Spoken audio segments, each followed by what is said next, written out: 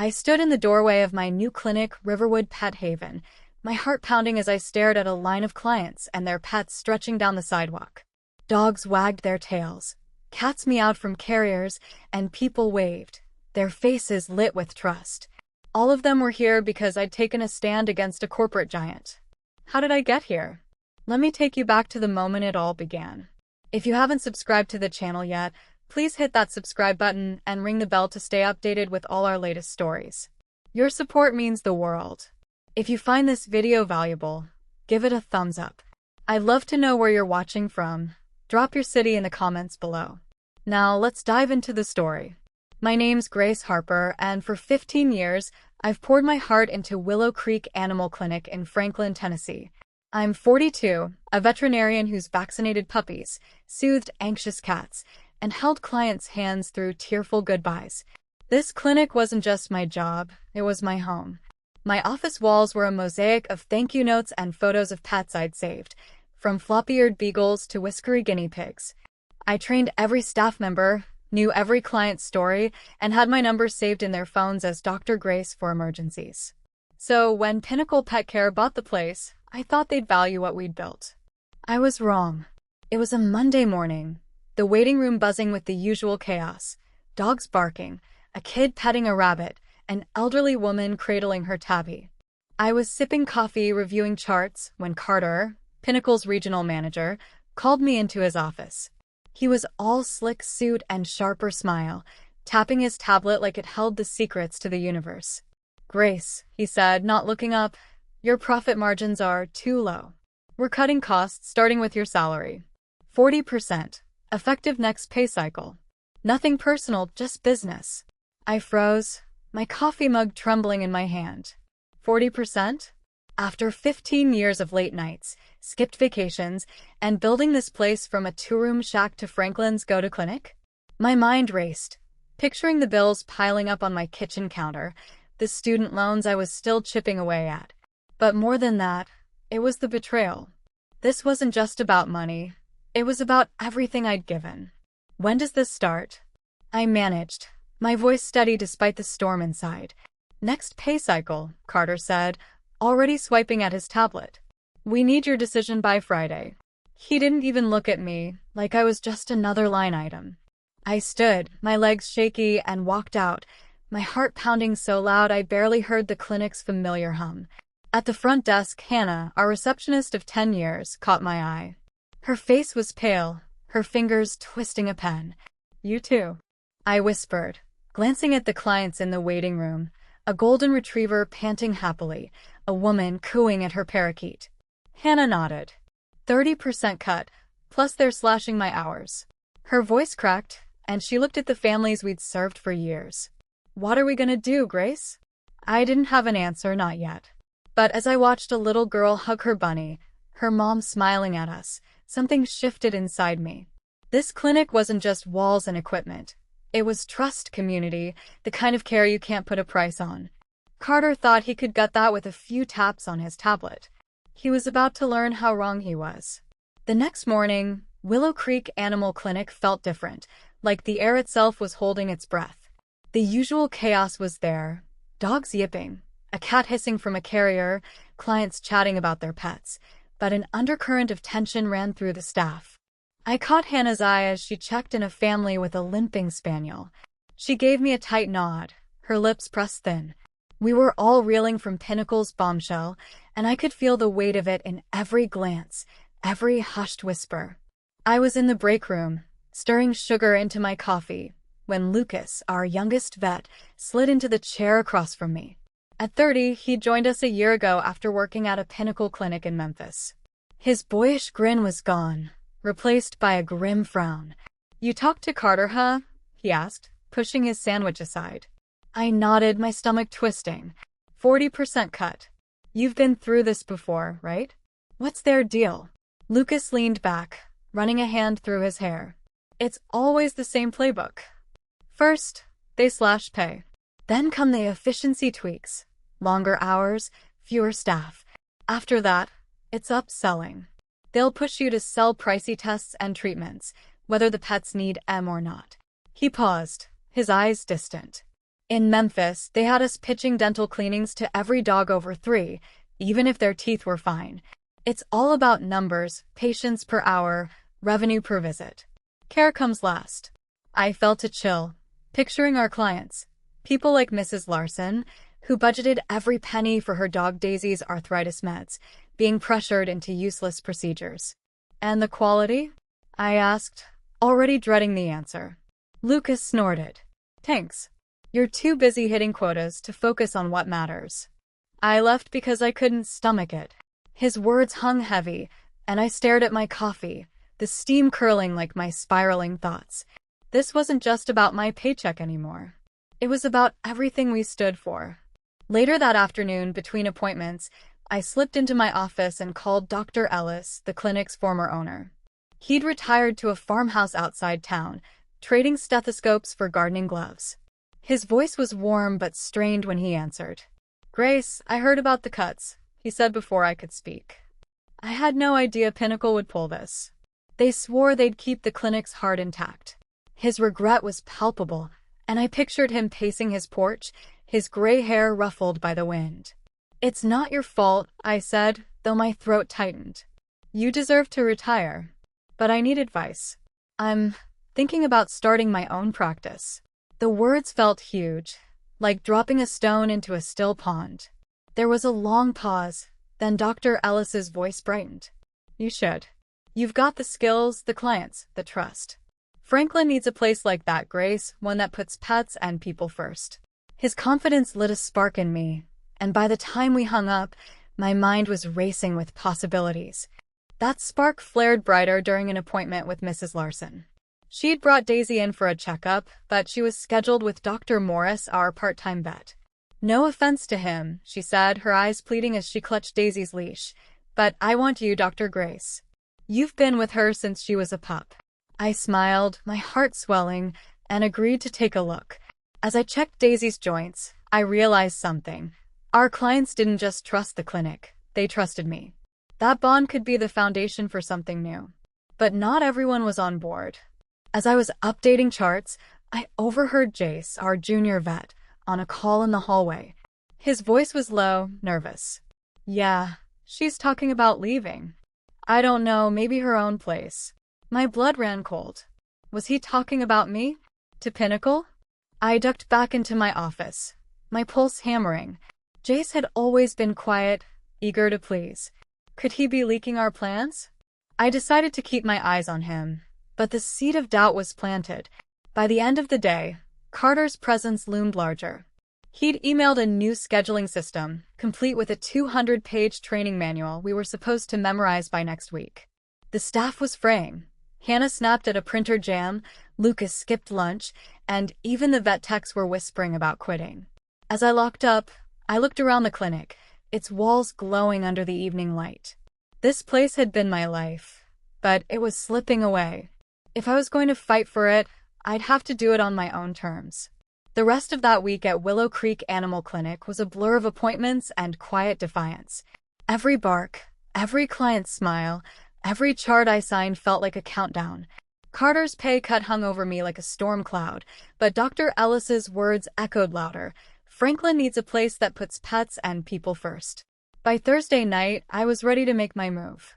I sat at my kitchen table, surrounded by pet photos and thank you cards taped to my walls, a legal pad in front of me. My apartment was small, cluttered with memories of 15 years, drawings from kids whose cats I'd saved, a framed photo of me with a rescued lab I'd nursed back to health. This was my life, and I wasn't letting Pinnacle steal it. I spent hours researching commercial real estate, scrolling through listings for storefronts in Franklin. I called 2 former colleagues who'd opened their own practices, one in Nashville, another in Chattanooga. "It's hard," the Nashville vet told me, her voice crackling over the phone. "But when clients followed me, it was worth it." Her words fueled me, and I jotted down numbers: equipment costs, small business loans, licensing fees.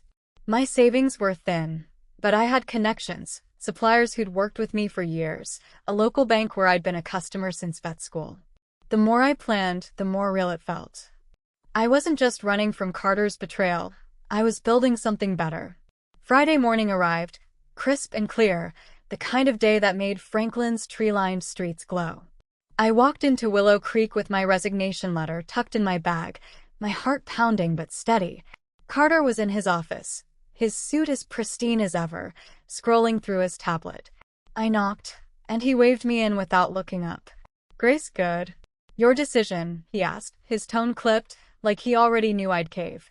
"I've made it," I said, sliding the envelope across his desk. He froze, his eyes flicking to the letter, then to me. "This is my 2 weeks' notice." For a split second, his polished mask slipped, and I saw genuine shock. "You're quitting," he said, leaning back. "Over a standard market adjustment? You're a senior vet, Grace. This is how corporate works." I smiled, calm but firm. "I'm not quitting over the pay cut, Carter. I'm starting something new." His jaw tightened, and I could almost hear the gears turning in his head. He hadn't expected this. Not from me. "What kind of opportunity?" he pressed, but I kept it vague. "Something that fits my values. I'll ensure a smooth transition for my patients." By lunchtime, the news had spread like wildfire. Hannah caught me by the X-ray machine, her eyes wide. "Is it true?" she whispered, glancing at the bustling waiting room. I nodded. "Last day's in 2 weeks." She grinned, slipping a folded note into my hand. "Whatever you're planning, I'm in." I unfolded it later, a simple message. "Call me when you need a receptionist." My chest warmed. Hannah wasn't just a coworker. She was family. Lucas pulled me aside during a break, his voice low. "Heard you're leaving. Opening your own place." I hesitated, still wary of Jace's suspicious call, but Lucas's earnest eyes won me over. "Maybe," I said. "Keep it quiet for now." He nodded, a spark in his grin. "Let me know how I can help." Clients were picking up on the shift, too. Mrs. Thompson, whose terrier I'd treated for years, leaned in during an ear check. "You're not staying, are you?" she asked, her voice soft but sharp. "I don't have plans to share yet," I said carefully, aware of the new microphones Pinnacle had installed for quality assurance. She winked. "Well, when you do, Max and I are with you." As I drove home that evening, my phone buzzed with a text from Hannah. "Staff's buzzing. Everyone's rooting for you." I smiled, but the weight of what I'd started settled in. This wasn't just about me anymore. It was about the people and pets who trusted me. I'd taken the leap, and there was no turning back now. Those final 2 weeks at Willow Creek Animal Clinic were the longest of my life. The air was thick with tension, like a rubber band stretched to snapping. I kept up my usual routine, checking charts, soothing nervous pets, reassuring clients, but every move felt watched. Carter was everywhere, clipboard in hand, his eyes narrowing whenever I lingered too long with a patient. Pinnacle's grip was tightening, and I was racing to lay the foundation for Riverwood Pet Haven before they could choke me out. The first blow came Monday morning. Carter had posted a new care package protocol on the break room board, bundled services with tests most pets didn't need, like full blood panels for healthy 6-year-olds. Prices were jacked up, too. A $50 vaccine visit now costs $75, and dental cleanings jumped from $250 to $400. I stood there, my coffee going cold, as Jenna, a young vet tech, whispered, "They're not even pretending to care anymore." I nodded, my stomach churning. This wasn't about health. It was about squeezing every dollar from our clients. It got worse during appointments. Mrs. Whitaker brought in her elderly cat, Chairman Meow, for his arthritis check.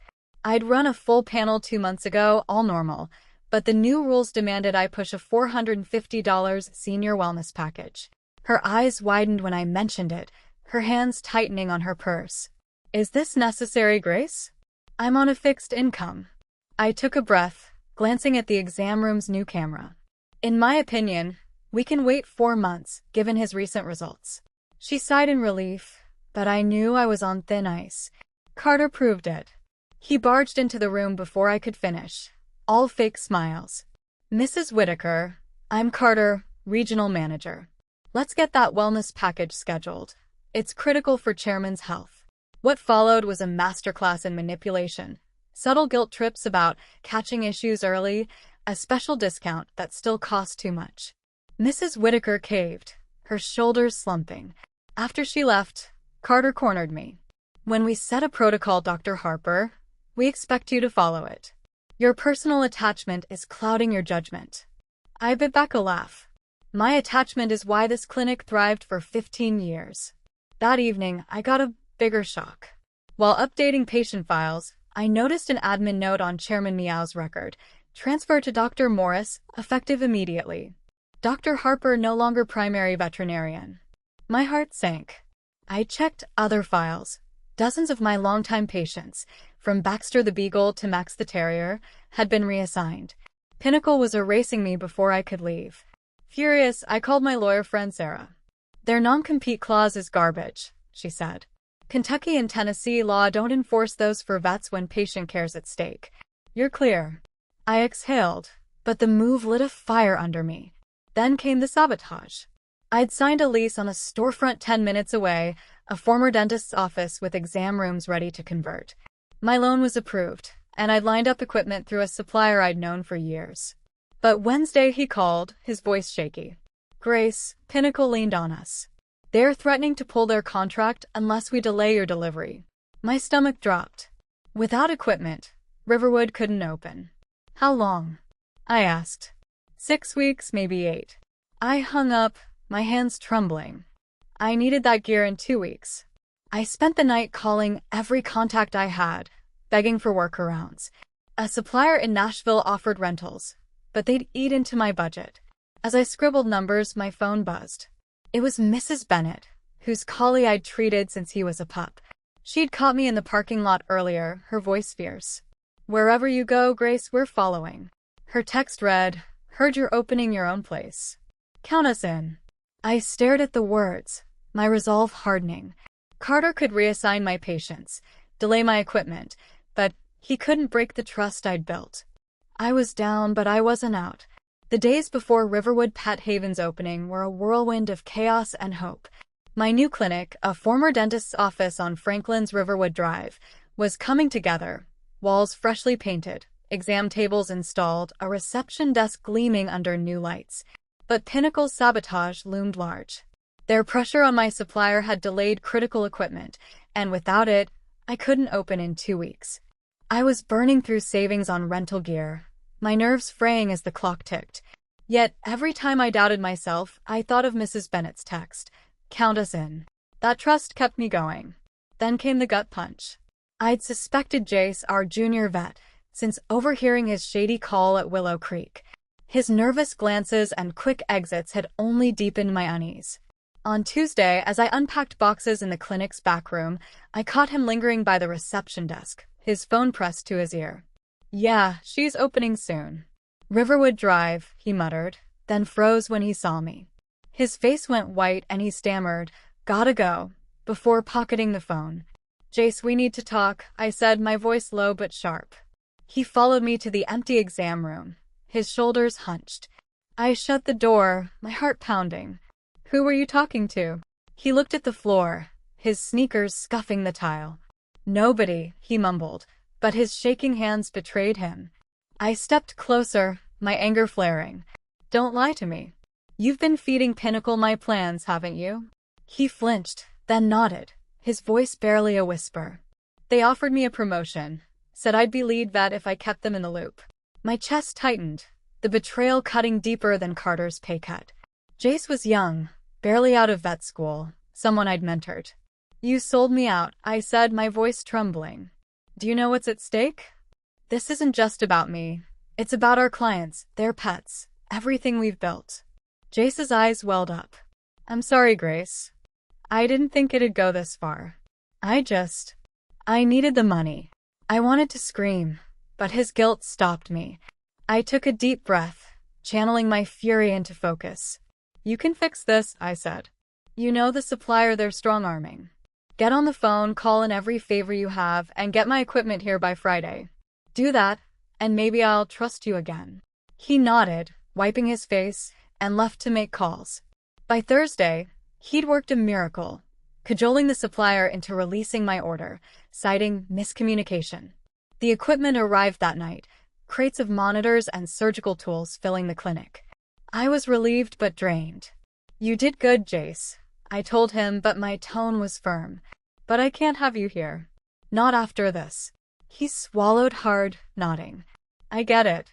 I'm leaving Franklin, starting fresh somewhere else. He walked out, and I felt a pang of loss, but also clarity. Trust was everything, and I had to protect it. With the equipment secured, Hannah and Lucas threw themselves into setup. Hannah organized the reception, her laugh cutting through the stress, while Lucas tested the X-ray machine, joking about his mad scientist vibes. I contacted 15 clients with urgent pet needs, Baxter's diabetes shots, Daisy's arthritis follow-up, expecting a quiet, soft opening. I had no idea word was spreading like wildfire on Franklin's community Facebook groups. As I locked up that night, my phone buzzed with a text from Lucas. Clients are asking about you at Willow Creek. Carter's freaking out. I smiled, picturing his smug face faltering. Pinnacle thought they could bury me, reassigning my patients, delaying my gear, turning my own team against me. But they didn't understand Franklin. This town didn't just love their pets. They loved the people who cared for them. I wasn't just opening a clinic. I was reclaiming a community. And tomorrow, they'd show up in ways I never imagined. The morning of Riverwood Pet Haven's opening dawned bright, the kind of Tennessee day where the air smells like fresh grass and possibility. I arrived at the clinic at 7 a.m., my stomach a knot of nerves and excitement. The storefront gleamed, new sign, clean windows, a welcome mat for muddy paws. We'd planned a soft opening, just 15 appointments for pets with urgent needs. Hannah was already at the reception desk, setting up our system, while Lucas tested the exam room lights, humming off-key. I thought we'd ease into things. I was wrong. At 8:45, I glanced out the front window and froze. A crowd stretched across the parking lot and down the sidewalk, dozens of people, their pets in tow. Dogs tugged at leashes, cats meowed from carriers, a kid cradled a hamster cage. Mrs. Larson waved, Daisy's tail wagging beside her. Mr. Johnson stood with his ancient tortoise, Methuselah, in a box. "Did you call all these people?" Lucas asked, his eyes wide. I shook my head stunned. "Just the 15. This is something else." Hannah grinned, her fingers flying over the keyboard. Word got around. Community Facebook's been buzzing about Dr. Grace's new place.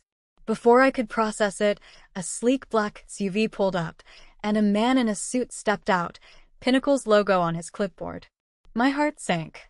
Carter had sent a lackey to intimidate us. He approached the crowd, his voice loud. "Folks, Willow Creek's still open, fully staffed, with better facilities. Why wait in line?" A murmur rippled through the group, and I braced for the worst. Then Mrs. Bennett stepped forward, her collie at her side. "We're here for Dr. Grace," she said, her voice ringing. "She's our vet, not your corporation." The crowd erupted, chanting, "Dr. Grace! Dr. Grace!" The Pinnacle rep faltered, his clipboard sagging, and slunk back to his car. I stood in the doorway, my throat tight, as the cheers washed over me.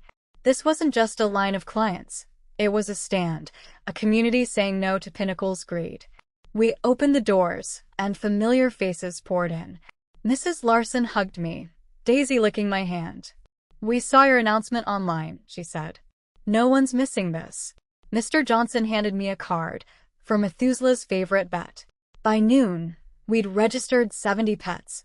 Baxter for his shots, 3 rescue cats for checkups, a parakeet with a wonky wing.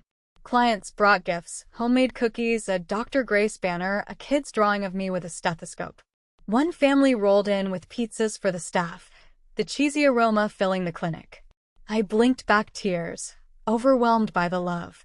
The day was a blur of wagging tails and grateful smiles, but a text from a Willow Creek colleague stopped me cold. "Emergency meeting tomorrow. Schedule's empty." Pinnacle's panicking. I stared at my phone, a grin spreading. Carter thought he could erase me, but Franklin's pet owners had other plans. By closing time, we'd registered over 130 pets, nearly half of Willow Creek's client base. Hannah and Lucas were exhausted but buzzing, high-fiving as we locked up. "We need more staff," Lucas said, wiping sweat from his brow. "This is just the start." Hannah nodded, her eyes bright. "I gave my notice at Willow Creek today. I'm all in." I looked at them, my team, my family, and felt a surge of pride. We'd pulled off the impossible, opened in 15 days, despite Pinnacle's sabotage and Jace's betrayal. But it wasn't just us. It was the clients who'd chosen trust over convenience, who'd turned our soft opening into a rebellion. As I drove home, the sunset painting Franklin's hills gold, I thought of Carter's smug face, his just business mantra. He'd underestimated this town, these people, and me. Riverwood Pet Haven wasn't just a clinic. It was a promise. And today, Franklin had shown up to keep it. The months after Riverwood Pet Haven's chaotic opening, the clinic was thriving. The waiting room hummed with life, dogs sniffing each other, cats eyeing the scene from carriers, clients swapping pet stories. My office was a jungle of thank you cards and pet photos, a new one added daily. Lucas and Hannah had settled in, joined by 2 new techs to handle the flood of patients. We'd registered over 600 pets, nearly 2/3 of Willow Creek's old client base, and Franklin's community groups buzzed with praise for our transparent fees and personal care. But I knew Pinnacle wouldn't let that stand. Carter's silence had been too quiet, like a storm gathering. It broke on a Tuesday afternoon. I was checking a Labrador's stitches when Hannah poked her head into the exam room. "Grace, you've got a visitor." "It's Carter." My stomach twisted, but I nodded, handing the chart to Lucas. "Take over, okay?" I smoothed my scrubs, squared my shoulders, and walked to the reception. There he was, in his usual slick suit, but his polished smirk was gone, replaced by a strained smile. "Dr. Harper," he said, extending a hand. "Can we talk?" I led him to my office, closing the door. He sat, glancing at the pet photos on my walls, and cleared his throat. "Pinnacle's been watching your progress," he started, his voice too smooth. "Impressive numbers. We underestimated you." I raised an eyebrow, staying silent. He leaned forward, clasping his hands. "We'd like to propose a partnership. You run Riverwood under our brand, keep your staff your way. We handle the back end, supplies, billing. It's a win-win." I almost laughed. A win for Pinnacle, maybe scooping up my clients after trying to bury me. "You slashed my pay, reassigned my patients, and sabotaged my suppliers," I said, my voice steady. "Now you want to play nice?" His smile faltered, and he shifted in his chair. "That was business, Grace. You've proven your point. Join us and you'll have resources you can't get alone." I leaned back, meeting his gaze. "I've built something you can't buy, Carter. Trust. Loyalty. A place where pets and people come first. You think I'd trade that for your logo?" His jaw tightened, and for a moment, I saw the real Carter, cornered, desperate. "You're making a mistake," he said, standing. "Pinnacle's reach is long." I smiled, unfazed. "So is Franklin's memory. Good luck filling your schedule." He left without another word, the door clicking shut like a final note. That evening, Dr. Ellis, my old mentor, stopped by unannounced. His flannel shirt and weathered boots stood out in the clinic's bright lights, but his grin was pure warmth. "Had to see this place for myself," he said, taking in the bustling waiting room. We toured the exam rooms, the X-ray suite, the reception where Hannah joked with clients. Clients recognized him, offering hugs and stories of pets he'd saved years ago. "You've outdone me, Grace," he said quietly as we paused by the Dr. Grace banner. "I messed up selling to Pinnacle. Should have offered it to you first." I touched his arm, my throat tight. "It worked out, Dr. Ellis. This is where I'm meant to be." He nodded, his eyes misty, and handed me a small gift, a framed photo of us at Willow Creek's old opening, both younger, beaming. "Keep it up," he said. "You're Franklin's heart now." As he left, I stood in the clinic, the hum of voices and paws grounding me. Carter's offer had been a last-ditch grab, but it only sharpened my resolve. Riverwood wasn't just a business. It was a promise to every client who'd followed me, every pet I'd cared for. Pinnacle could keep their suits and spreadsheets. I had something stronger, a community that chose me, just as I'd chosen them. And that was a victory they'd never understand.